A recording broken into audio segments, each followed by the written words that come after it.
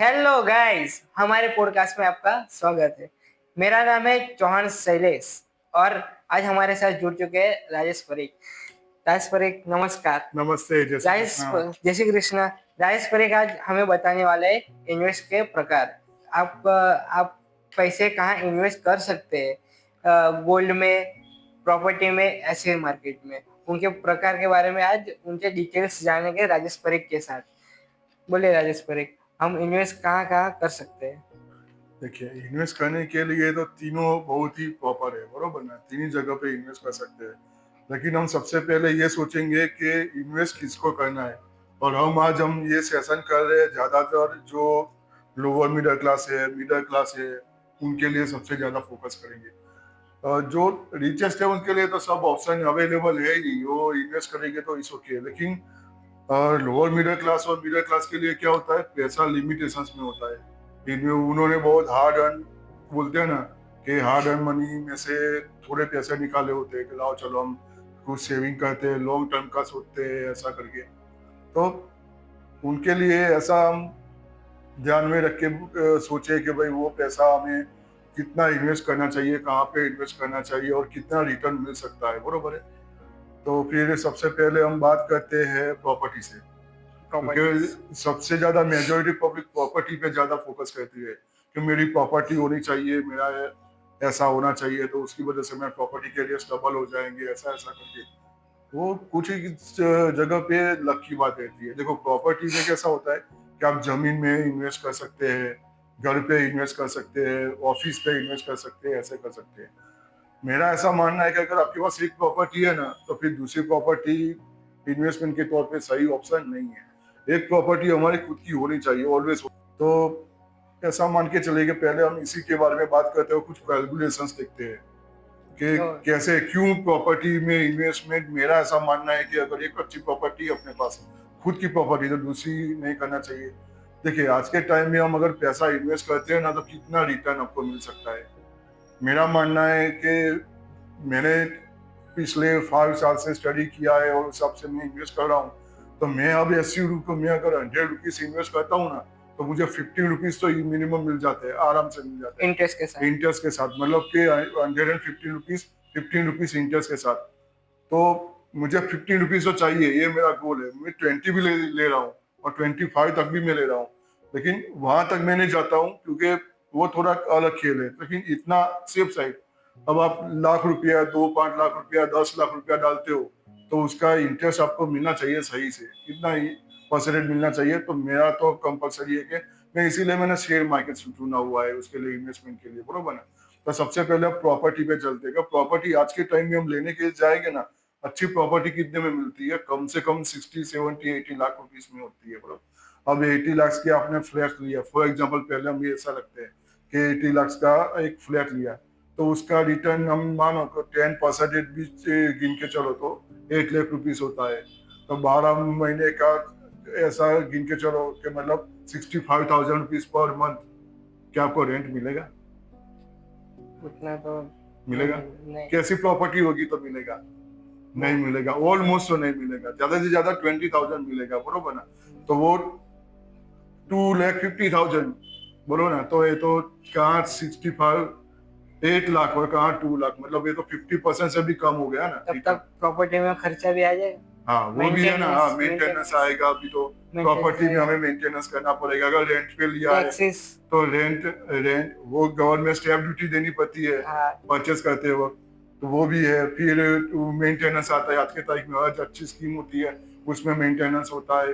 फिर रेंट पे अगर किसी पर्सन को दिया तो वो 2-3 साल रहता है, तो वो भी खर्चा करवा के जाता है, बरोबर ना। तो प्रॉपर्टी में रिटर्न आपको नहीं मिलेगा।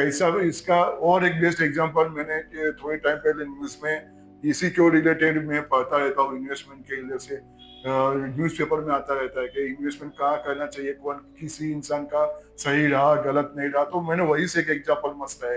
एक हैदराबाद में एक प्रॉपर्टी इन्वेस्ट की थी यूएस की फैमिली ने, ऐसे ही कि भाई चलो नहीं, आज के टाइम में बहुत हाइक हो रहा है प्रॉपर्टी का, तो इन्वेस्ट करना चाहिए, ऐसा करिए। तो एक यूएस ने फैमिली ने यहाँ पे फ्लैट लिया था, 70 लाख रुपीज में फ्लैट लिया था, बरोबर। उन्होंने 15 साल वो प्रॉपर्टी को रेंट पे दिया, ये किया वो किया सब किया। 15,000 20,000 उन्होंने रेंट भी दिया ओवरऑल। फिर कंटाल गए क्योंकि मेंटेनेंस भी इतना आ रहा था उनका, ये सब हुआ था। तो उन्होंने 15 साल बाद 92 लाख रुपीस में उसने सेल कर दिया फ्लैट। फिर उसने अपना पूरा समरी निकाला कि मुझे कितना रेंट मिला, कितने टाइम बंद रहा घर, तो फिर उसका मेंटेनेंस कितना उसने पे किया, वो सब किया। आप मान के चलो अगर, तो उसने जब उसका जो रियल नंबर निकाला और परसेंटेज के हिसाब से गिला ना, तो वो सर पे सही में कोई भी इंसान को अगर बोले ना तो सर पे हाथ रख के बैठ गया। 1.10% उसको मिला रिटर्न, बहुत कम है वो तो, 1.10% मिला। बहुत कम है।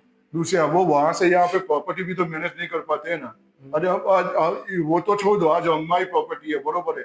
अब प्रॉपर्टी कैसे मैनेज करोगे? आपको ब्रोकर रखना पड़ेगा, कोई जो आपके लिए अच्छे रेंट पे कोई पर्सन ढूंढ के लाए, है ना। तो फिर वो पर्सन भी जल्दी ऐसे थोड़ा मिल जाता है, नहीं बोलता नहीं मिलता है। फिर आपको ब्रोकरेज देना पड़ेगा सामने वाले को, बरोबर ना। तो फिर ये सब बातें तो फिर चलिए कि ऐसा हुआ कि आपको इमरजेंसी जरूरत पड़ी, 20 लाख 30 लाख रुपए की जरूरत पड़ी, तो आप प्रॉपर्टी इमरजेंसी में सेल हो जाएगी। नहीं, वो इमरजेंसी में नहीं कल सुबह में अगर मुझे चाहिए कि मुझे, मेरे पास 4-5 दिन ही है सिर्फ, मुझे कुछ भी करके 20 लाख रुपीज चाहिए, तो क्या हो सकता है उसमें? होगा। क्या खिड़की दरवाजे सब बेचने जाओगे तो होएगा? कैसे करोगे? रातों रात तो कोई खरीदने वाला मिलेगा नहीं, आपको मॉर्गेज करना पड़ेगा। या तो फिर मतलब मॉर्गेज तो फिर कैसे ऑप्शन हो गया, वो तो बहुत बुरा ऑप्शन हो गया, उल्टा माइनस में जाने वाला ऑप्शन हो गया। तो फिर जब आप इन्वेस्टमेंट की बात करते हो ना, तो सबसे पहले मेरा ये मानना है कि आप इमरजेंसी फंड क्रिएट करो। इमरजेंसी फंड आपके पास इतना होना चाहिए ना कि आप 2-3 दिन में अगर इमरजेंसी आए तो 20 to 30 लाख इजीली अरेंज कर सको। वो भी कैश तो में होना हाँ, चाहिए। नहीं कैश में कोई जरूरत नहीं, बैंक में ले सको और उसको एफडी कर दो। देखो मैं शेयर मार्केट का मैं बहुत ही करता हूँ, लेकिन शेयर मार्केट में अगर ऐसा हो गया कि मेरे पास शेयर मार्केट में 30 लाख रुपए मेरे पास सेविंग है, मैंने पूरा डाल दिया है, लेकिन मार्केट डाउन है, तो क्या करोगे? -10% 15% जा रहा है मार्केट डाउन में, तो क्या करोगे? आपका पैसा वहां पे कुछ दिखेगा ही नहीं, आप उठा भी नहीं सकते क्योंकि आप माइनस में जा रहे हो। और मार्केट का कैसा है कि सीधा सिंपल है, वो कमा के देगा, मतलब 100% कमा के देगा, लेकिन उसका सीधा सिंपल सा फंड है कि जब मार्केट डाउन होता है तब आप पैसे नहीं उठा पाओगे, मार्केट प्लस है तभी उठा पाओगे।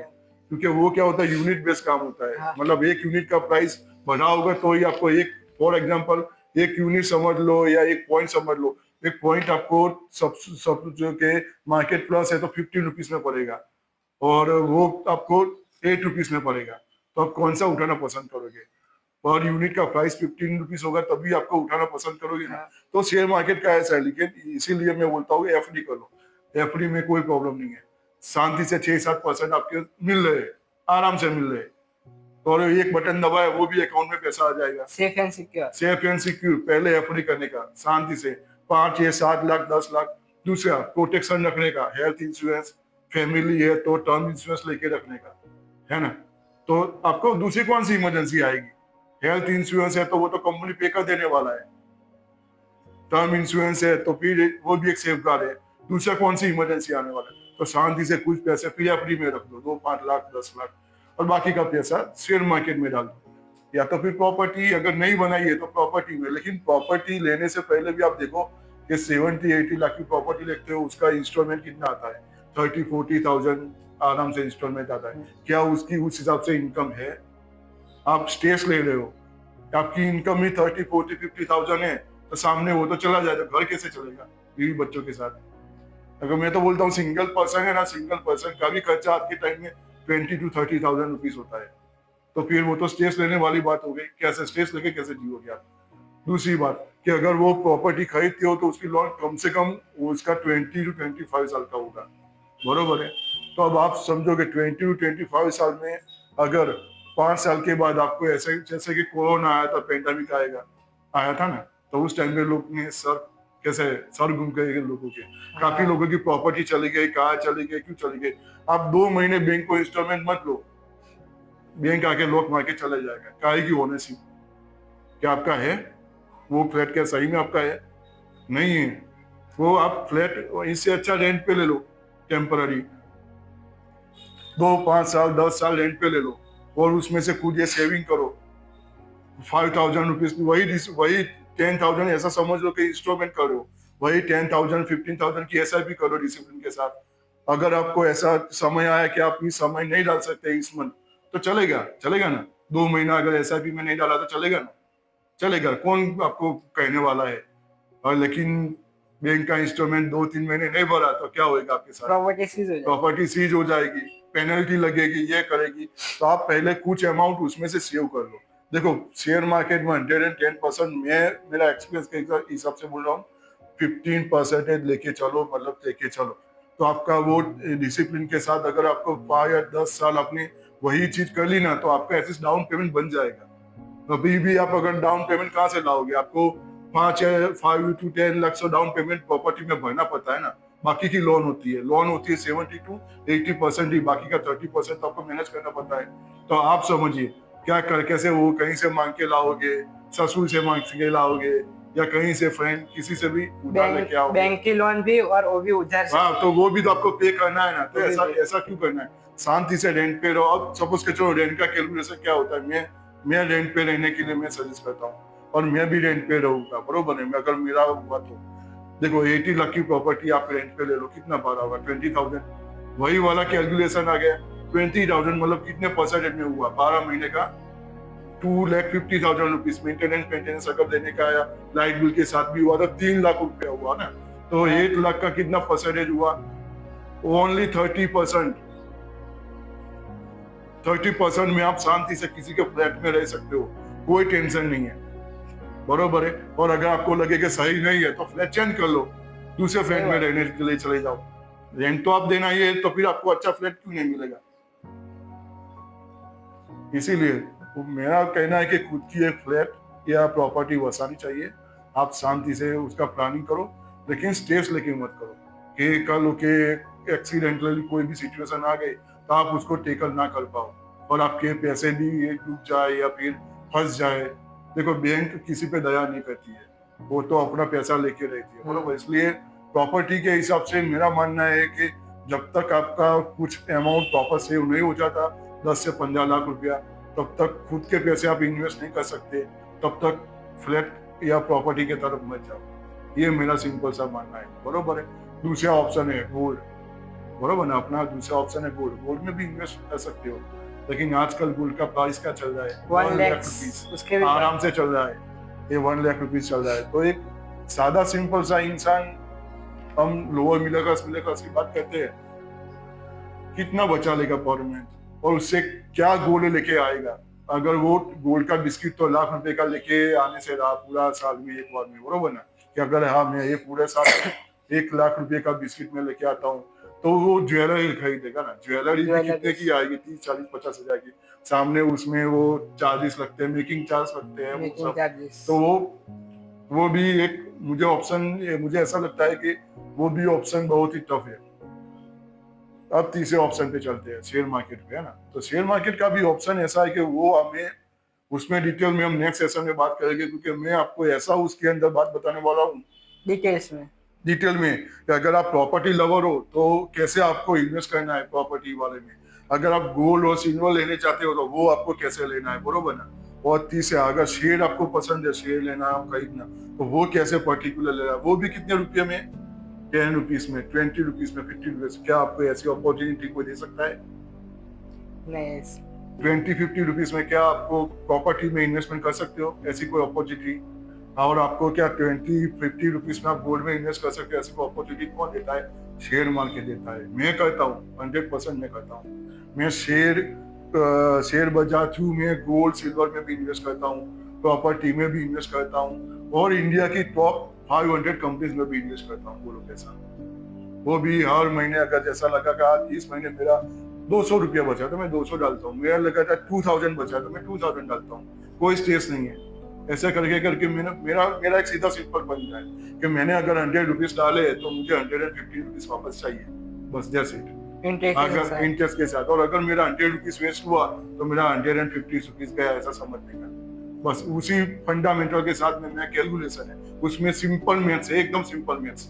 100 प्लस 15 रुपीज इंटरेस्ट के, बस बात खत्म। ऐसे करके बनाओगे तो आपकी वेल्थ जनरेट होगी, 100% वेल्थ जनरेट होगी। वो थोड़ा लॉन्ग टाइम का हॉरिजन है। हॉरिजन बोले तो 5 साल का पहले बनाइए, फिर 10 साल का बनाइए, फिर 15 साल का बनाइए, आराम से लाइफ जाएगी। स्ट्रेस लेने की कोई जरूरत नहीं है। एक मिडिल क्लास पर्सन के लिए मैं तो बोलता हूँ इससे बड़ा कोई प्लान नहीं है। आप कर्जा मत करिए, अगर कैपेसिटी नहीं है तो कर्जा मत करिए फिजूल का, क्योंकि एक्सीडेंटली कुछ भी लाइफ में हो सकता है और उस टाइम में सब कुछ डिस्टर्ब हो जाता है। और दुनिया में मैं तो बोलता हूँ हर दुख सहन कर सकते हो, लेकिन फाइनेंशियल दुख आता है ना, तो वो सहन करना बहुत ही तकलीफ वाला काम। इसलिए शांति से बिना स्ट्रेस के आपको जो अच्छा लगे वो जगह पे इन्वेस्ट करो, लेकिन सोच समझ के करो, बरोबर ना? बस यही मेरा मानना है। अभी से सर ने बता दिया नेक्स्ट टॉपिक में किसके बारे में बात करेंगे। तो thank you for watching this video. Next podcast में हम बात करेंगे शेयर मार्केट के बारे में। शेयर मार्केट में डिटेल में सर्च करेंगे हाँ। कि अगर प्रॉपर्टी पे इन्वेस्ट करना है तो कैसे करना है, गोल्ड और सिल्वर में करना है तो कैसे करना है। शुक्रिया ये वीडियो देखने के लिए। आपका नमस्कार। नमस्कार, जय श्री कृष्ण। जय श्री कृष्ण।